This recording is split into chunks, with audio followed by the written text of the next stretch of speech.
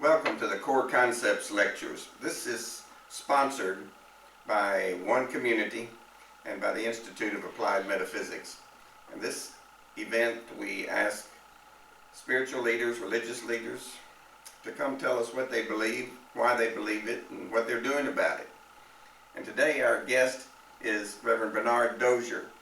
And Reverend Dozier has been a retired minister, but he's been a minister for 50 years, haven't you? Well, I hadn't figured it up lately, but it's, I went out, my first church in 1964, so, you know, whatever that adds up to. And you'll see his book, Walking in the Light, and maybe he'll be able to talk to us a little bit about that and tell you how you can get it. Walking in the Light is 365 devotionals and readings, poems, and so forth. And I think that he's very well qualified. We've spent some time talking about the history of unity, the unity movement, and we look forward to what Bernard has to say. Welcome to Core Concepts. Thanks, Jim. Well, I don't know, I know you're familiar with unity, and Jim is, and I am, but I don't know about the others here. What's your name? I'm Jackie Williams. Jackie, hi. Good to meet you. My pleasure. And who's over here, seated in the back row here? Okay. Well,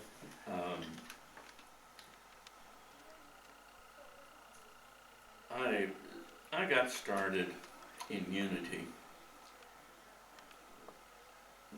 Now, this is not the ministry, but I got started in unity back in the mid-50s. And I'd grown up in the Methodist church down in a little country town in South Arkansas. And there were Methodists and Baptists and Church of Christ and Presbyterians and Assembly of God. And that was about it. But my religious experience was rather limited. But then I graduated from high school. I went off to college, and I continued to be a good Methodist. I joined the youth group, Methodist Youth Fellowship, Wesley Foundation on campus. And I was president of that in my junior year, and I have tried to remember ever since why I dropped out. But I never went back to that activity, and I didn't go to church that much after my junior year in college. Something, and I wish I could remember what it was, but I was just turned off. I felt like it just was not accomplishing for me something that needed to be accomplished. So I went on from there to the University of Alabama and was there for 2 years working on my master's in speech and hearing therapy. When all that time was during the Korean War, and I was deferred all that time, but 10 days after I got my degree, master's degree at the University of Alabama, my head was peeled and I was sworn into the Army for 2 years. So, you know that, you never did go to the Army, though. I just went to Vietnam. You went to Vietnam. But the 2 years I was in Tuscaloosa, there was very little, there was no TV in those days. Certainly not in the dorm. And dorms on Sunday morning can be pretty boring. So I would sometimes get up and get dressed and go to church. There was a Methodist church. It was right on campus. The campus had grown around it. It was an old pre-Civil War church. And the minister wore like a Kentucky Fried Chicken Colonel tie and a black long-tail frock coat in the pulpit every Sunday morning. He was quite a character. And I'd go listening for this more than anything for the music, I think. But I would edit the hymns and the creeds and the sermons and end up saying, I'll never go back to church again in my life. I've had it, you know, but I would keep on. Anyway, the lady who was in charge of the speech therapy department, Ollie Backus, had been an agnostic all her life, well, adult life. After she got away from a repressive religious home, she just turned off. But someone, during my Army days, well, I was in the Army, after I left Tuscaloosa, someone gave her a copy of Daily Word, published by Unity, a daily devotional magazine. And Dr. Backus began to see some things in it that kind of turned her positive toward, not toward religion, but she didn't know what Unity was. And she took a year sabbatical, went to Unity Village to check it out. She invited me to come back to the university, and she and I arrived, she from Unity Village and I from San Antonio at the same time. She brought back a trunk full of Unity material, Daily Word, Unity magazines, books, and I got a hold of a copy of Lessons in Truth by Emily Cady. And in the front of it, it said, read this, take what you can of it, and put it to work. You know, if it makes sense, use it, put it to work. If you don't understand it, or if you disagree with it, just let it go. Don't fight with it. And I thought, this makes more sense than anything I've heard out of a religious organization. I didn't know a thing about Unity. But then I went to Little Rock, found a little Unity church. I worked there for 2 years for the State Board of Health. And it was there that I got, I don't know whether I saw the light or caught the bug, but I ended up going to Unity Village, enrolling in the ministerial training program. I was there for 5 years, 2 years in training, and then I was asked to do some editorial work and writing in Silent Unity, the prayer department. So I did that, and so that gives you kind of my Unity background. Now, Unity came along in the late 1880s. I think it was riding the wave of the transcendental movement and the Emersonian phenomenon. People today, you know, who's ever heard of Ralph Waldo Emerson? Not many. You know, well, maybe you have to read something in high school that Emerson wrote. But people are ignorant of the influence and the power of this man. They don't know about all those people right there with him, Henry David Thoreau and all the rest of them. The Alcotts and yeah. all those, the transcendentalists created such, well, and all at the same time, Mary Baker was, and Phineas Quimby, all this stuff was going on in New England, but it was spreading out from there all over the country, and these people, there were lecture circuits that we know nothing about today, but these people traveled all over and attracted crowds of people. The Fillmores, he dabbled in several things. He worked for the railroad. He was born in Minnesota on an Indian reservation. when it was wilderness. And he said that the Indians came and got him. Not really kidnapped him, but we'd call it that today. They took him, and he thinks he was just a tiny kid, but he thinks they maybe used him in some kind of ceremony or something and brought him back home. But there was an army man's wife who kind of took him under her wing and educated him in literature and in the Bible. And he never lost that interest. And he went to Texas working in the railroad. Then he went to Colorado driving a mule-drawn wagon, in the mining field out, mountains out there.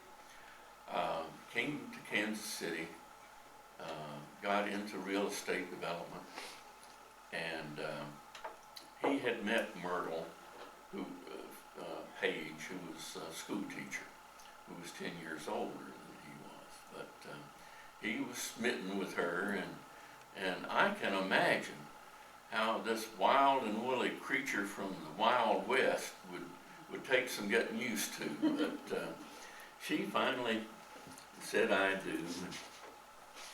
And they started a remarkable career together. They were both curious intellectually, spiritually. They investigated, I forget now, maybe 50 different religions or something along the way. They were searching for something, like we all are.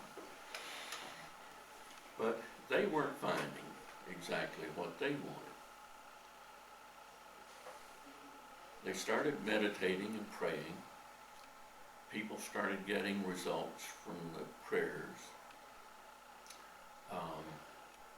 Myrtle had tuberculosis, was told it was terminal, given a short time to live. But instead of dying, she started praying. And working with this idea of spirit in her, and forgiving her body for whatever might have produced this negative in it. So out of all this, neighbors started asking her to pray with them. Unity got started as a home prayer group, but it has spread all over the world. The teachings are acceptable to people like my college professor, who had no inkling that they were interested in anything spiritual. And I think it's because the unity teachings down through the years have been spiritual in nature rather than just religious. I think we're at a crossroads. I think there's a danger now of unity becoming kind of swayed into all the commercialism of it all. And I think they have to be very careful to steer clear of that. But unity, I sometimes wonder what my life would be today had Dr. Backus not given me that copy of Lessons in Truth. It's hard for me to imagine a life without that book inspiring me to, because it's every sentence in it could be a chapter almost. It's that good. And when I go through Lessons in Truth, which I do every few years, it's like a different book, because I'm reading it from an expanded consciousness. And I read into it now things I could not possibly have seen in it 50 years ago. But that to me, is a good book. That's the kind of book Jim and I write. Amen. Books that are inspirational when you read them, and books that continue to inspire, like this book. I started it. No, I didn't intend to write a book. I never intended to write a book.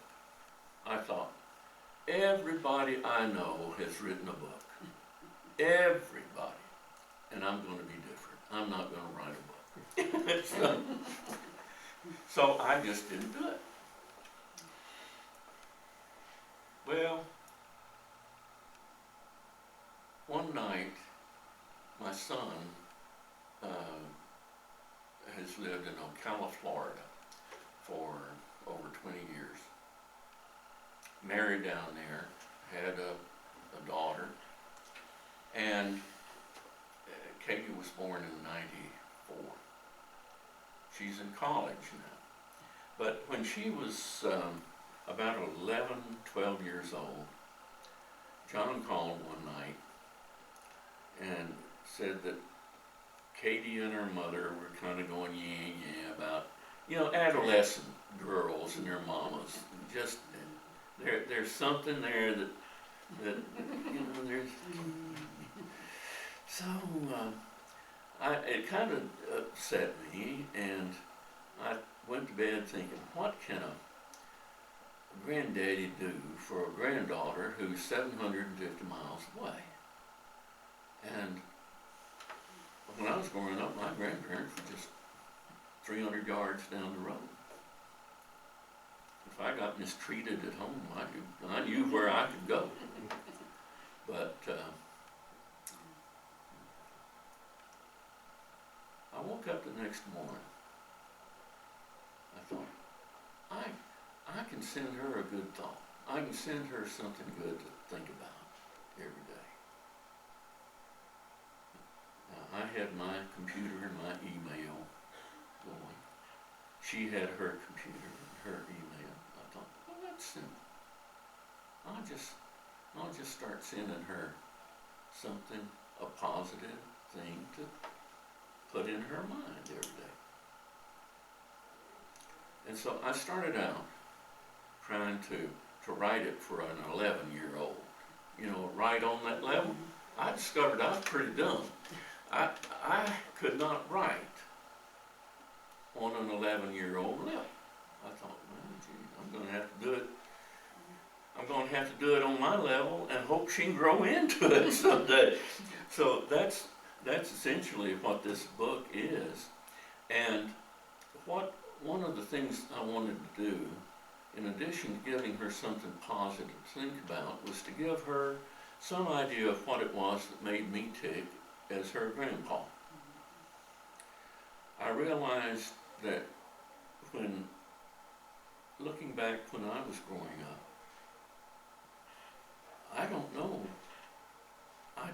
what my grandparents believed. I know my dad's dad was a Mason, but that's all I know. He was exposed to something.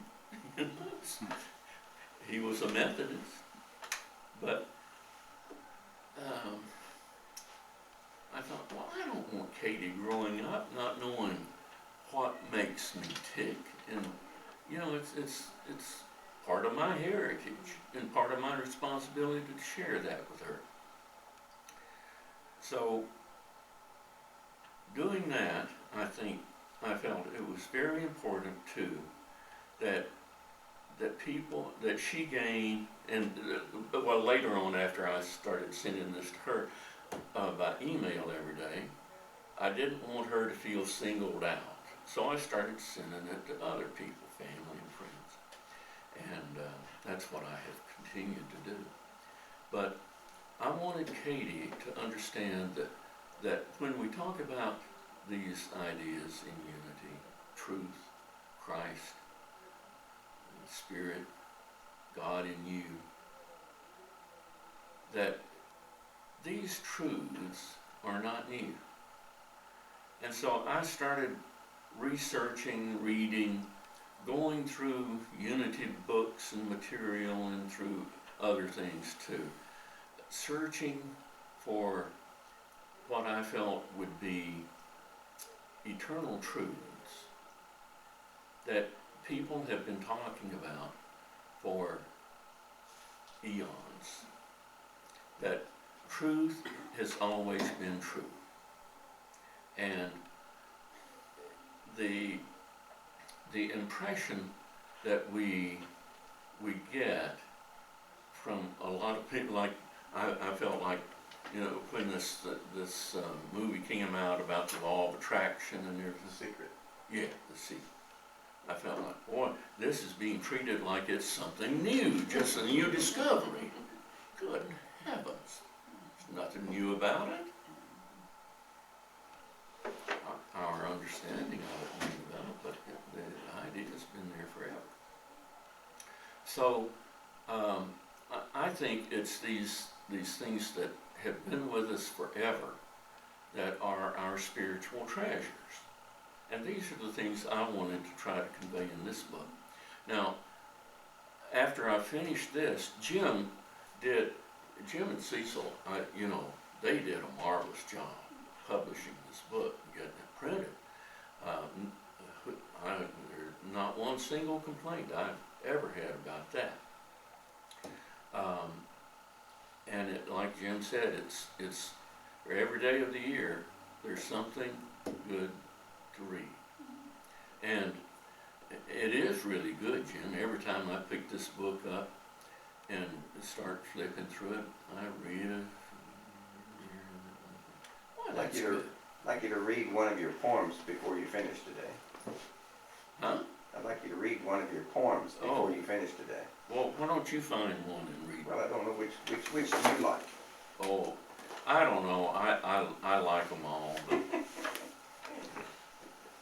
You know, I write them and I don't remember them. I don't have them memorized. But I didn't stop writing. And I'm still writing one or more of these, I call them bright sides. That's what I started calling them when I started emailing them. I'll give you one of these before we leave here. I'll give you the one for today. We may want to talk about that some. How's our time doing? You're okay? Right. Well, good shape. Well, how do I know when we're over? I'll tell you.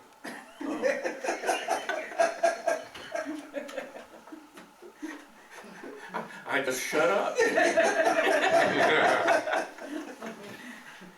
We'll let people begin to ask a few questions when you feel you're at that point. Otherwise, say what you got to say. There's no Okay.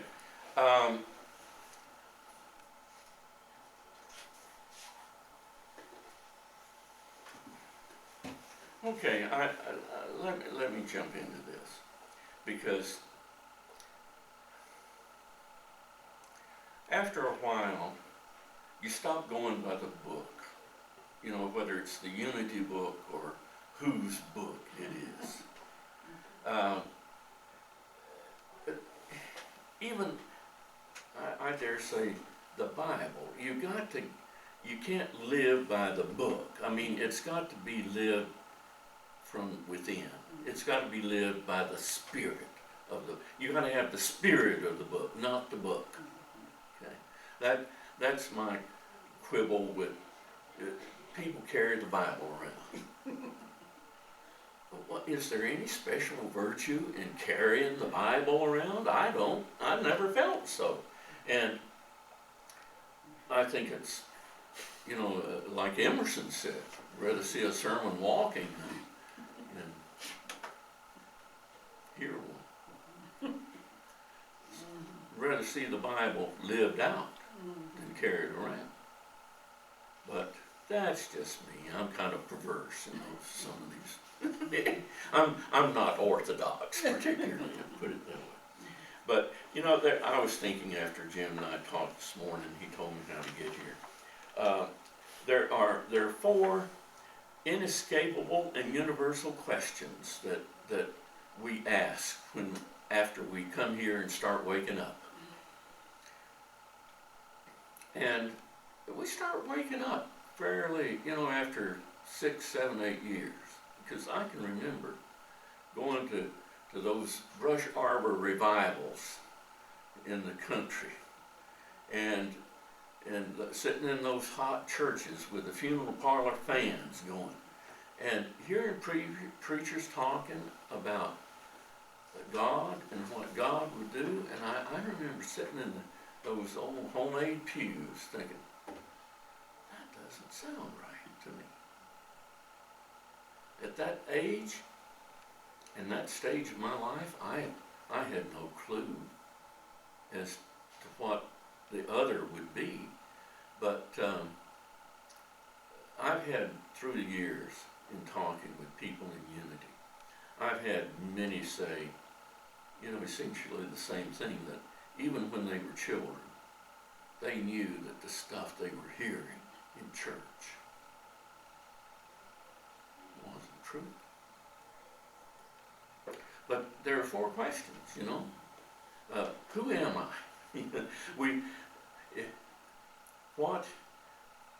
What human being with a brain has not asked that?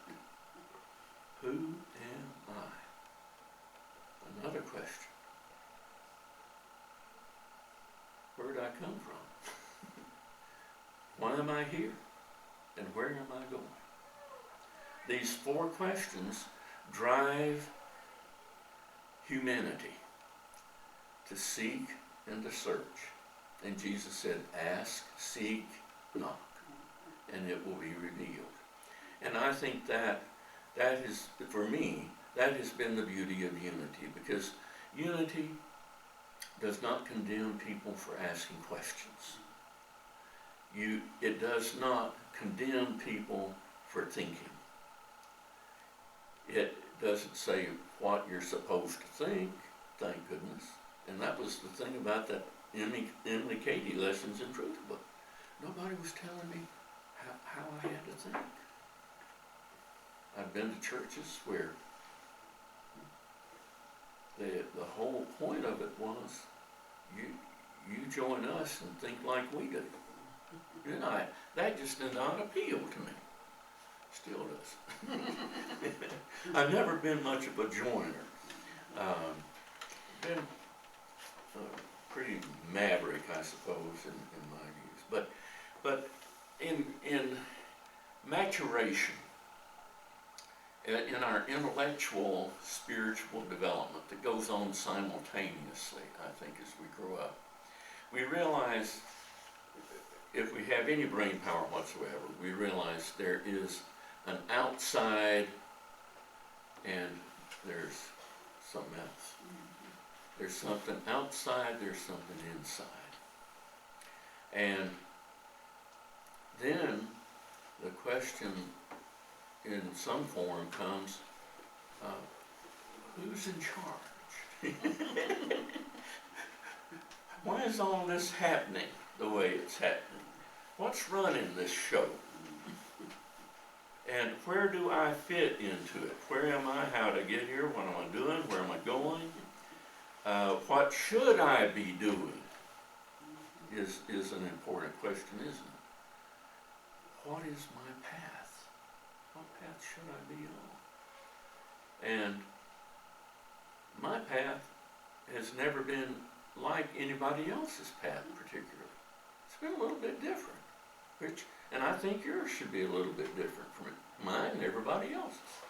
But the control issues that develop from these questions about who's control, we get the impression early on that the outer is in control. And there's plenty of feedback that would substantiate that outside controls the inside of me. What I see and hear. And what you're talking about is what I chose. Oh, okay. You want to read it now? Number 4. No, you read it. Sorry. Oh. But that's exactly what you're into there. Which one, Jim? Laughter is good for the soul. Oh. What you're talking about. Oh, okay.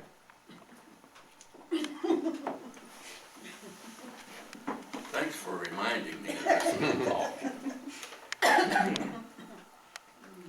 When we think of God's creation, our thoughts usually head outdoors as we contemplate the natural beauty of galaxies splashed in nighttime skies, mountain ranges, forests, wildlife, deserts, frigid poles, and misty seas.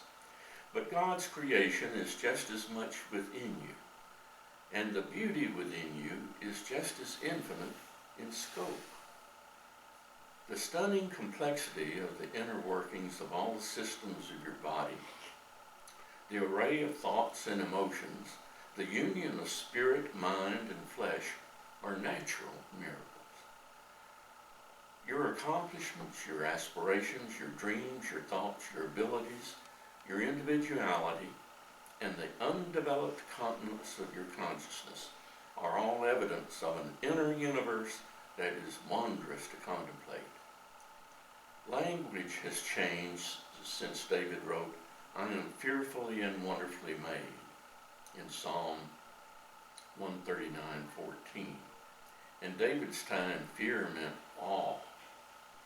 So David was marveling, "I am awesomely and wondrously made." Jim, thanks for picking that up. That is so good. I'm glad I wrote it. I forgot it, but not really, because this is here. I ran off 10 copies and everybody there.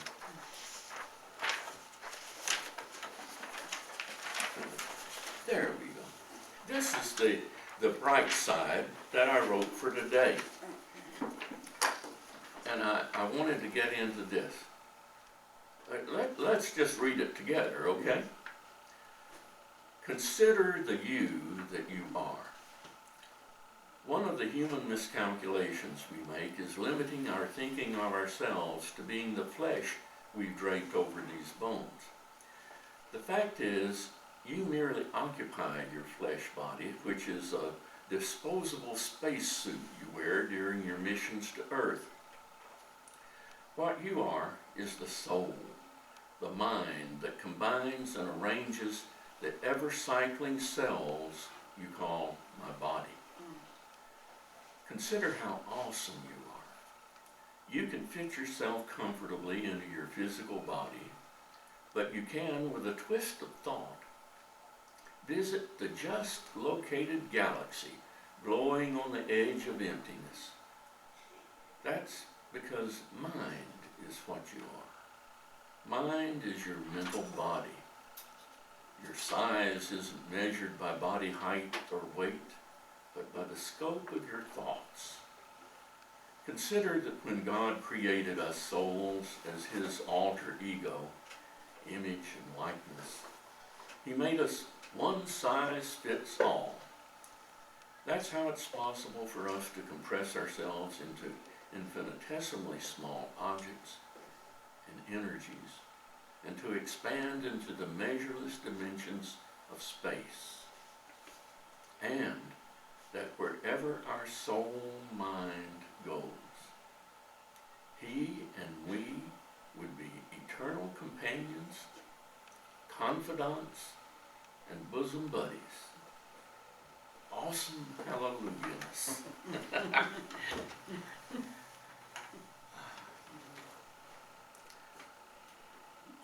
There's a friend of mine that I met after I started writing all these things. I got a mortgage through him. And he's moved over to Arkansas now. But every day he posts a little positive thought of some kind. Usually they're positive. Sometimes I write and say, now Jimmy, this guy needs to rethink what he said. But anyway, he picks up an amazing number of these things that I write. He posts them on Sundays. And I was interested to see I wondered all week after I wrote this schedule for today. I wonder if Jimmy's Baptist, very Southern Baptist, and his family is. And I know he sends these thoughts of his to his family and probably his business associates. I thought, I wonder, this is kind of pushing the envelope a little bit, talking about our missions to birth, which opens up a whole can of worms as far as do we live just once or more, and how does that work, sort of thing. Well, my thought was people need to start thinking in terms of living eternally, and that if it's possible for us as souls to create one body, why can't we do it 1,000 times over the centuries?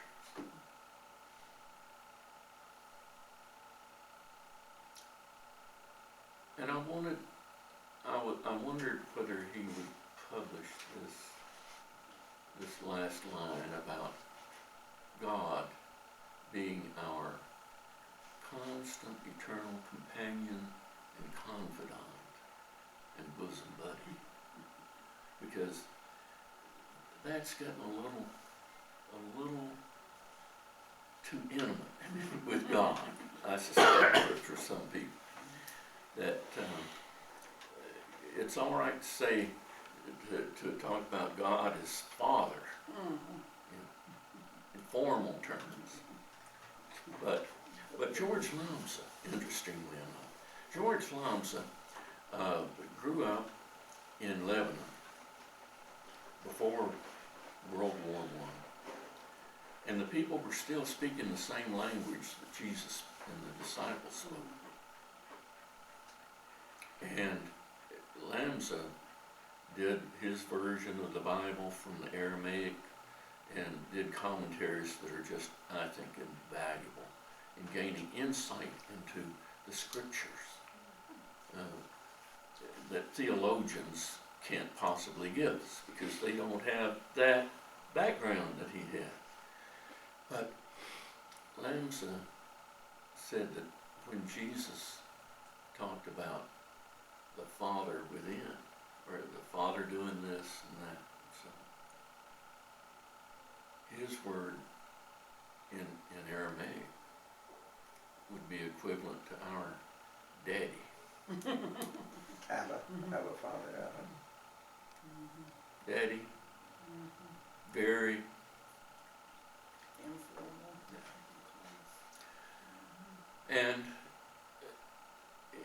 and even in unity, we can get so lost in our metaphysics and in our intellectual apprehension of the God in us. And we can talk and go on about the Christ and the Christ in you and the Christ in me. But maybe it's just old age that creeping up on me. But I don't think so. That's a factor. Because your perspective changes, I believe, as you age. Why shouldn't it? And why should we not, as we grow in years, grow in consciousness, in appreciation, and why should we not grow in terms of getting better instead of getting older and collapsing? It's our choice, isn't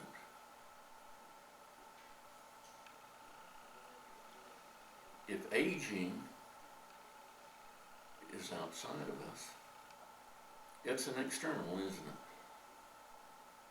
it? If we believe that aging is a concept that controls us, then we're abdicating our spiritual responsibility for knowing the truth.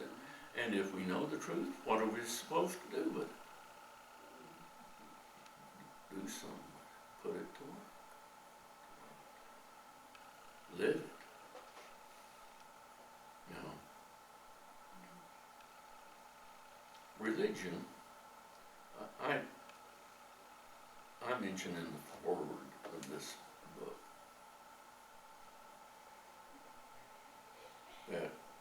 that religion has caused an awful lot of problems in the world. Spirituality doesn't, but religion does. And that's because, to me, religion is outer stuff. It's rules, regulations, do this, don't do that, eat this, don't eat that. Conduct your life this way, my way. And it's, you know, ancient religions. I don't know an awful lot about them, but I know that people were trying to figure out what the locus of power was. Where's the power?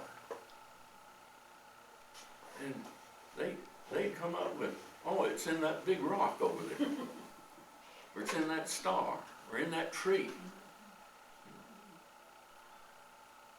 Never occurred to them that the power was in this thinking thing that we call me. You see, there's the I of us. There's the I of us, and there's the I am of us. And the I, the ego, this false sense of a self, is all caught up in religious issues, political issues of all kinds. But there is the I am that is transcendent to all that. That, to me, when we're, after I retired in '96, I started keeping an eye on the markets. I started trying to figure out, what makes the markets work.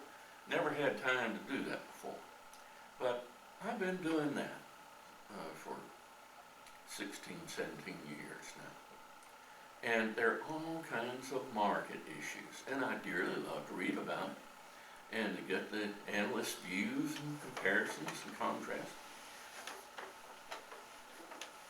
But you still have to operate from your own awareness. And the more divine our awareness, divine, to me it's truth-filled. I have preached for years out there on Walnut Grove and on Goodlet before that. Truth is the only thing that works. 2 and 2 makes 4. 2 and 3 don't. You know? And you cannot make it work. We can tell beautiful falsehoods.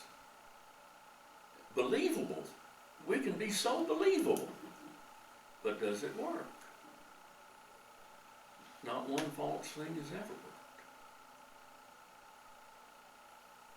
And to me, life, as I'm living it these 81 years now, life to me is becoming more and more a process of getting in touch with who I am.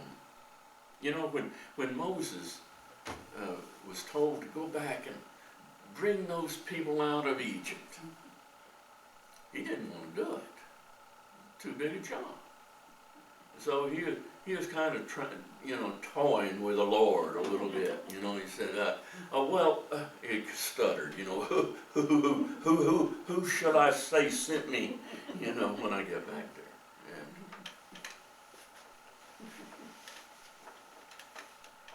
what he heard has been the foundation of truth ever since. Well, it was before, but nobody knew it. Nobody realized. And the Lord said, tell them I am that I am. I am that I am. I am that which is, which was, which ever shall be. I am that which is unchanging and unchangeable. I am all. You see, that's what makes us awesome. We're not, our language,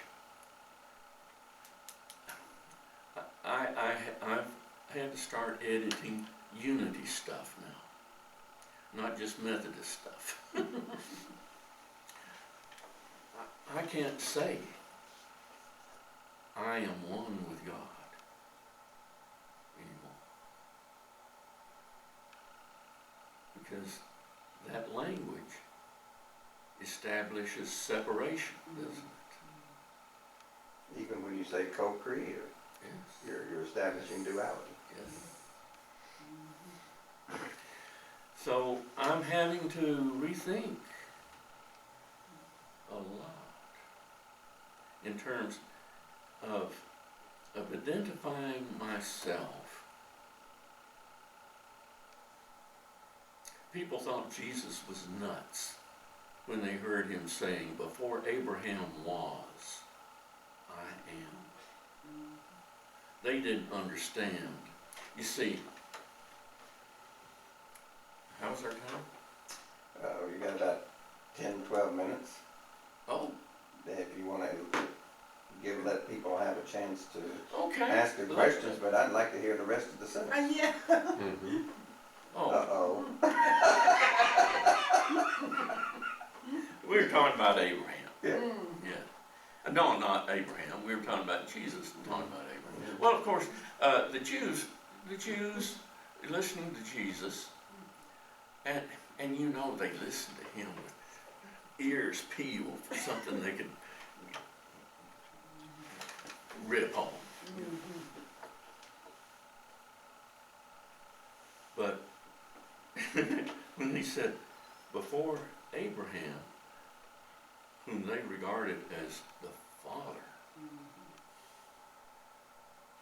before Abraham the father was, I am, they didn't know what to make of that. They thought he was blaspheming. They thought he was just being awful, presumptuous and uppity, and you don't know what all they could think. We think from our perspective. We know what Jesus was now. We know he was expressing that I am, that Christ, that God within, that Father within. Using the language of his day, how plainer could he have made it? Saying the kingdom of heaven is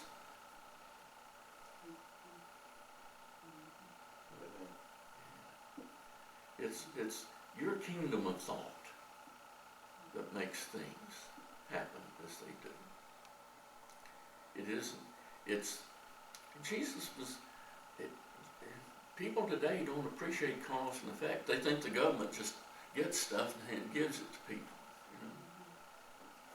Somebody has to work for it before the government can do anything with it. No. Cause and effect is a part of this. And I think operating from the primal cause of who I am, that is the Christ, that is God operating as me, not just operating in me, but God operating as me. That puts the oneness there. So Jesus said it as clearly. But if ears are stopped up, you don't hear very good. I had wax packed in my ears. I had to go to the doctor to get it out several years ago. I wasn't hearing too good out of that ear. You know what else stops up our hearing and understanding? Our ego beliefs. It's what I believe, what I want, what I would have, my way. And that gets confused with will, W-I-L-L.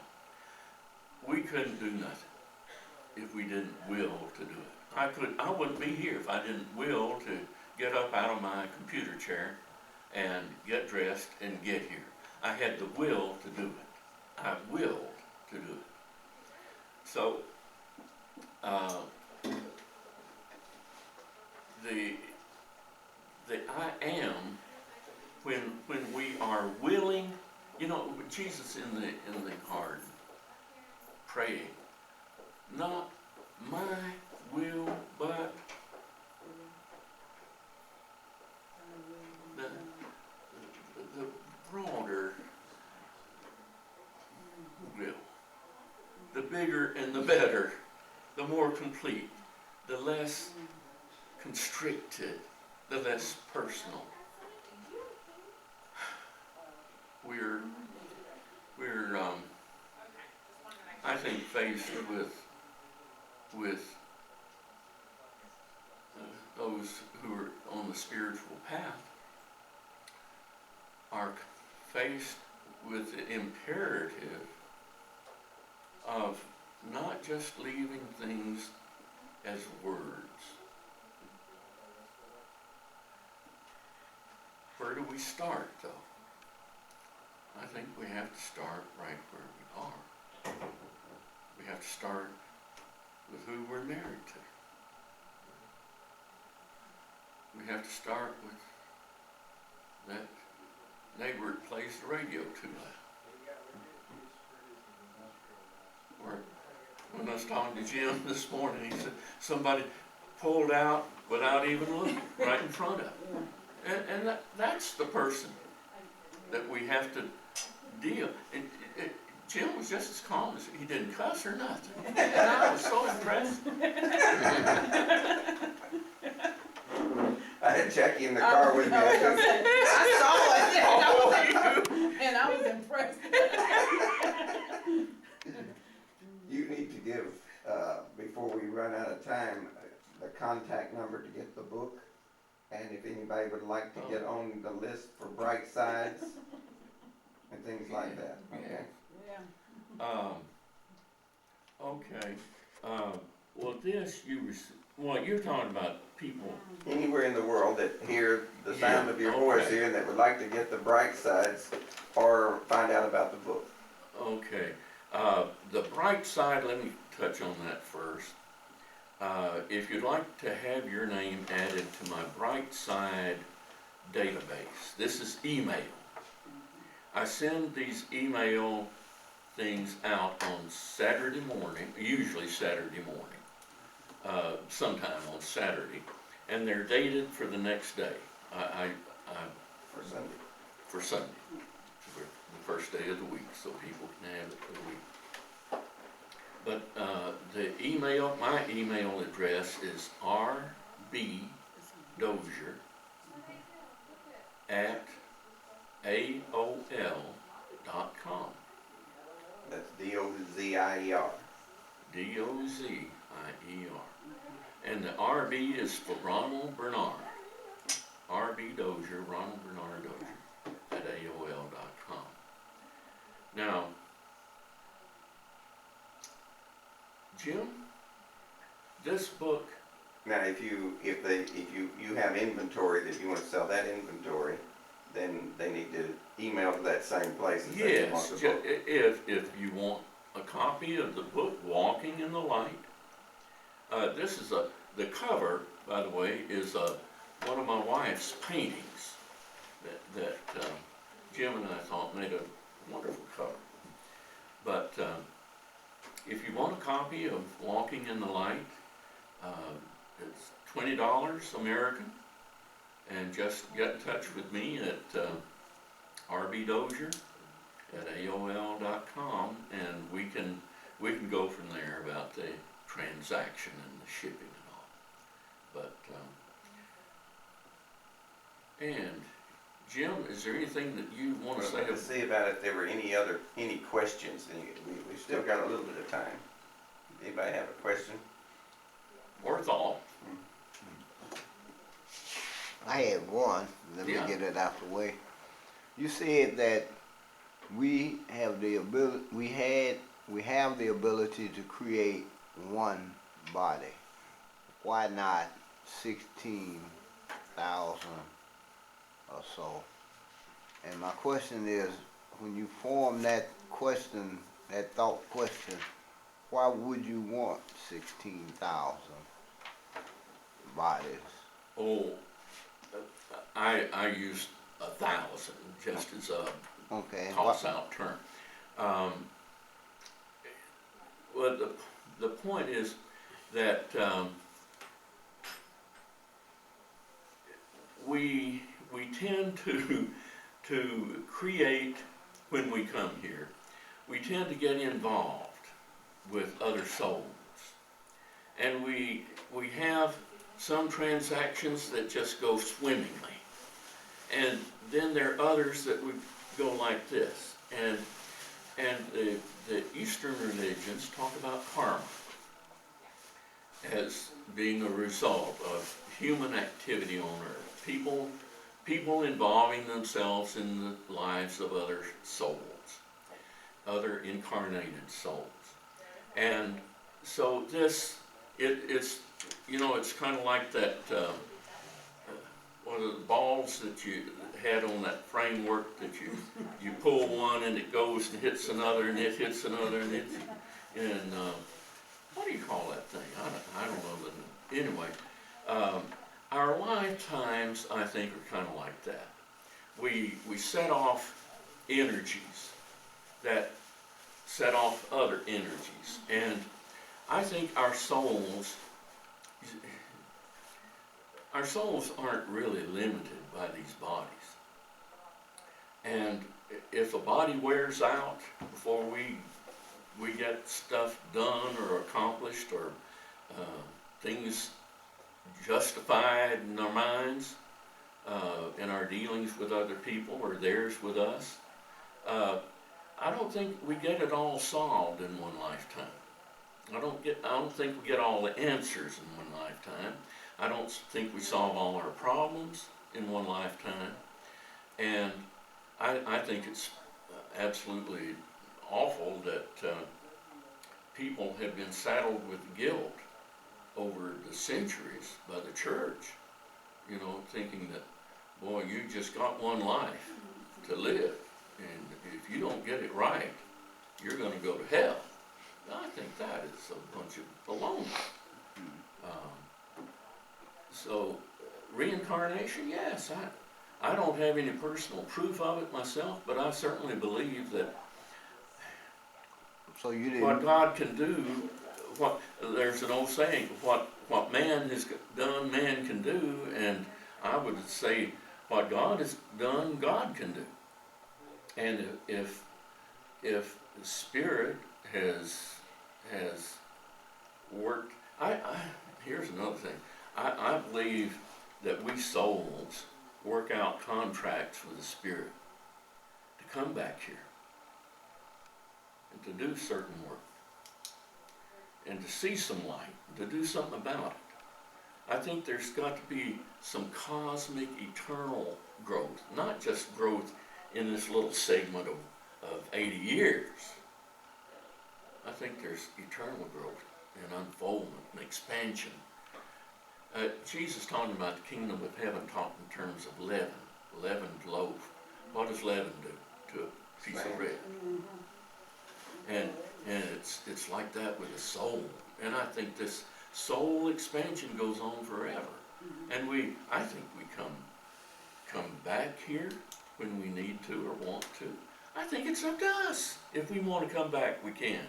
God doesn't say no. God is the eternal yes. We qualify. God doesn't qualify. Did you have a question? Dozens. How many minutes does he have to answer them before I end?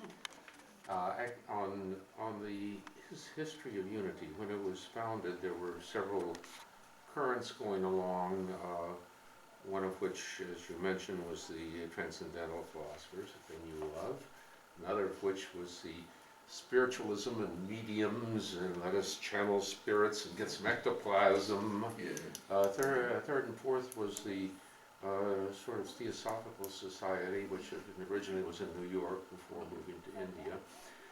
Do you have any idea, in the 50 religions that Fillmore went through, what he was reading at different times in his development, and how much of that has flowed into unity, or they said this no longer works for this time, so we'll leave that out of unity?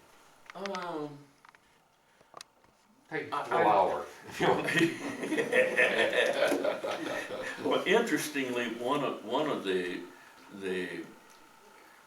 religion or churches, that movements at the time, that was grew up along with unity, that got a head start actually on unity, was Christian Science. The New Thought movement in its Yes, entirety, and they're separate ones. This is a second well, question now.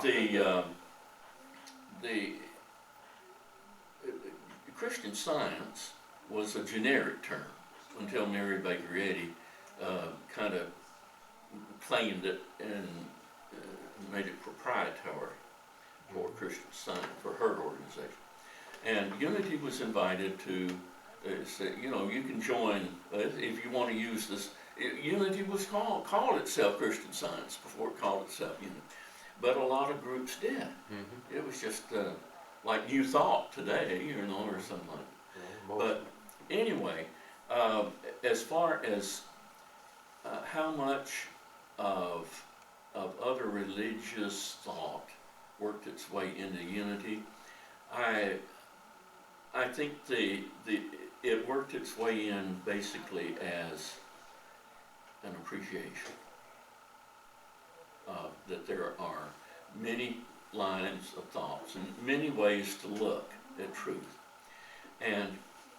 But the Fillmores early on, particularly after, you see, one thing unity people today don't realize is that unity would not be unity if it were not for Emily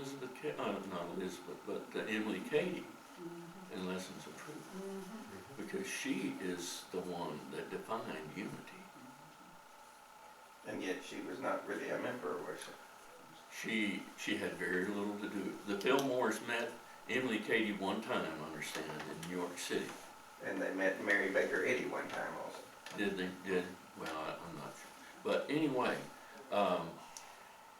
unity has, again, it's this openness and freedom to think and to explore and to talk. And that's one thing that I have so appreciated about unity, is that you can say and believe almost anything. You know, nobody says you can't believe something in unity.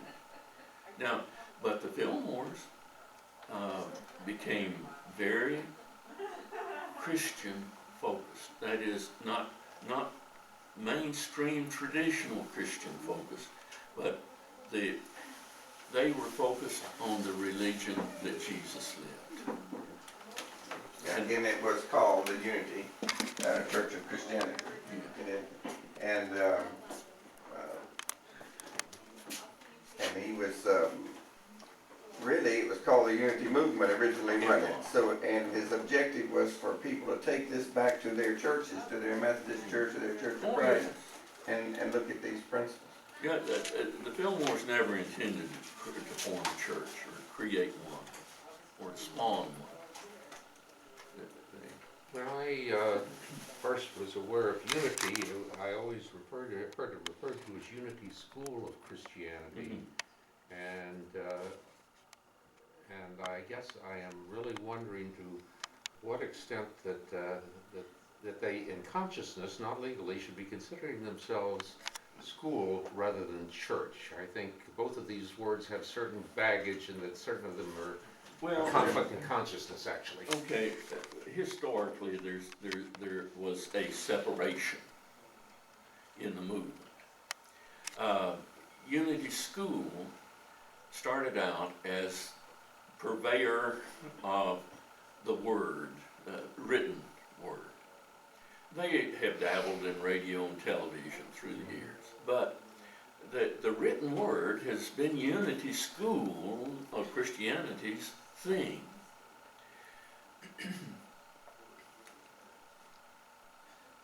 When I came into Unity in the mid-50s, there were no Unity churches. They were all called Unity Centers. They shied away from anything churchy. They wanted people to come study at Unity Centers and then take what they found and take it into their churches. But through the years, there have been a growing number of people who said, I don't want to go back to church. I want to stay here. And so Unity, my first church, I went out to a Unity Center. But after a year or two, Unity School said, we don't want to have to take care of church business anymore. You ministers are going to have to take care of your own business. We'll give you a year to work it out. And so at that point, we had to get busy, and I flew all over. I didn't know nothing about bylaws or anything, but I quickly learned. And you were president of the Unity Ministers not for Association for a while. years after that. But I was one of the you might say brains that made the Association of Unity Churches work. And so the Association of Unity Churches since 1965 has been the organization that has governed the affairs of Unity ministers and churches. Okay? So it's going through some struggles right now. And so I don't want to get into that, but I suspect there will be some change in direction yet in the way the churches are set up, organized, and administered. Okay? Being with us Well, on thank you. the core Enjoyed concept it. today. Thank all of you guys for being Yes, here. thank you. Remember that you can get Reverend Dozier's Bright Sides and the book by simply emailing him at rbdozier, D-O-Z-I-E-R, at AOL.com, right? And coming up on the next edition of the Core Concepts Lectures, we have a professor of 35 years, Eddie Middleton, that will be talking to us about medieval Christianity or medieval philosophy. And that'll be with us, and he'll be with us next week. So thank you very much, Reverend Dozier, and thank you all for being with us on Core Concepts. Here's something